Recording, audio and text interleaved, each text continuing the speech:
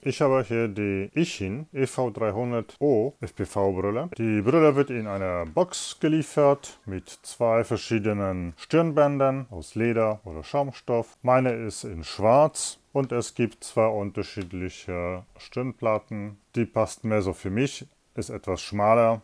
Und zurzeit wird die Brille in der Version V2 geliefert. Leider nicht mehr mit dem SteadyView-Empfänger, sondern mit dem Standard Diversity-Empfänger. Der günstige Diversity-Empfänger ist halt eben nicht so gut wie so ein SteadyView-Empfänger, wie zum Beispiel hier bei der Skyzone Cobra V2. Hier sitzt noch der SteadyView-Empfänger, erkennbar an der ganz anderen Bauform mit dem USB-Anschluss für Updates. Trotzdem ist der Standardempfänger immer noch gut genug.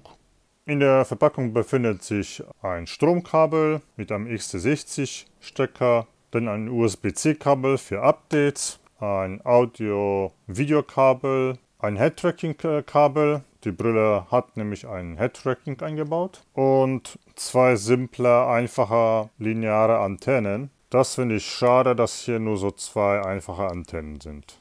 Die EV300O ist schon etwas länger auf dem Markt, aber gerade mal recht günstig aus dem EU-Lager zu haben. Die hat sehr gute OLED-Displays mit einer Auflösung von 1024 x 768, also Display in 4:3, also perfekt für 4:3 Kameras. Intern kann man auch auf 16:9 umschalten. Das Sichtfeld ist 38 Grad, das ist nicht besonders viel, aber das Bild sieht groß genug innen aus. Da gibt es noch die günstigere Skyzone 020O, die man unter 300 € bekommt, mit besseren Antennen, aber die Skyzone 020O hat deutlich kleinere Displays mit nur 640 x 400 Pixel Auflösung und dann auch noch in Native 16:10 Seitenverhältnis. Das bedeutet, wenn ich mit einer Kamera im Seitenverhältnis 4:3 fliege, dann ist das Bild bei der Skyzone 020O noch kleiner.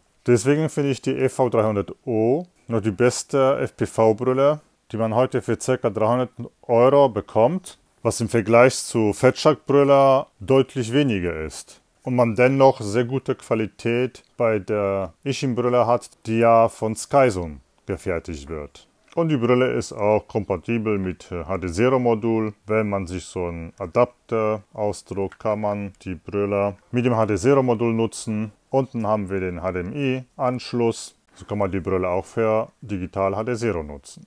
Die Brille ist fast für jeden geeignet. Ich habe hier die Möglichkeit, den Augenabstand einzustellen. Die Sehstärke kann ich hier einstellen, also die Dioptrienanzahl von +3 bis -6. Hier sehe ich noch meinen Head-Tracking-Ausgang. Hier ist die neue DVR-Aufnahme. Weil das die V2-Version ist, wird das Video auf einer SD-Karte gespeichert mit 60 Bildern pro Sekunde in einer H264-Kompression und nicht in dem alten MJPEG-Format, was noch die Fatshark nutzt. Die EV300O-Brille finde ich gut mit den guten OLED-Displays. Sehr gut verarbeitet, sitzt am Kopf angenehm und vor allem das Fliegen macht Spaß. Gerade wenn man gute Kamera verwendet, wie die KDX Ratel 2 Kamera. Hier im Video fliege ich einen kleinen Beta-FPV 85 mm WUP mit einer KDX ANT Kamera. Der Empfang ist gut mit dem Diversity Modul.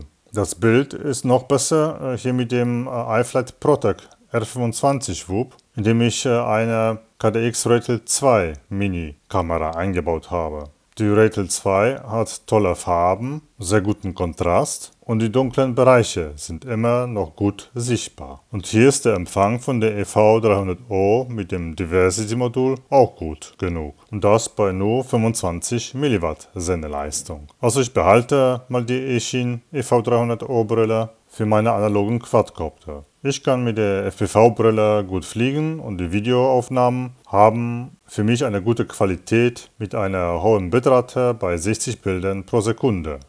Viel Spaß beim Fliegen!